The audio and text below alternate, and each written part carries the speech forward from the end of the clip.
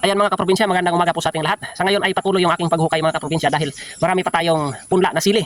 So sili naman mga kaprobinsya dahil tapos na nating maitanim lahat ng talong mga kaprobinsya at napakagandang pagkakataon dahil umulan kahapon. So ngayon, ayan malilim na naman mga kaprobinsya at sana'y ibagsak niya para tuluyan ng makapag-penetrate yung ugat ng ating mga talong at tanim na sili mga kaprobinsya para maka-absorb na direct soil mga kaprobinsya yung ugat nila mag-spread na mga kaprobinsya dito mismo direct na dito sa lupa na pinagtaniman natin. So yun po yung ating inaasahan dahil ayan na naman yung ulap mga kaprobinsya. So patuloy yung ating paghukay dito sa Matarik mga kaprobinsya na portion na to dahil yung forma ng lupa mga kaprobinsya dito sa ating area ay hindi patag, slope mga kaprobinsya o rolling terrain mga kaprobinsya. So hindi po hadlang yung forma ng lupa kapag gusto natin magtanim. Katulad po ng ating ginagawa mga kaprobinsya na kahit tayo ay mag-isa lang, nagpapatuloy tayo sa ating pagtatanim dahil malaking bagay mga kaprobinsya na makakatulong sa atin yung ating pagtatanim lalo na nandito lang naman tayo sa bundok o dito tayo sa probinsya.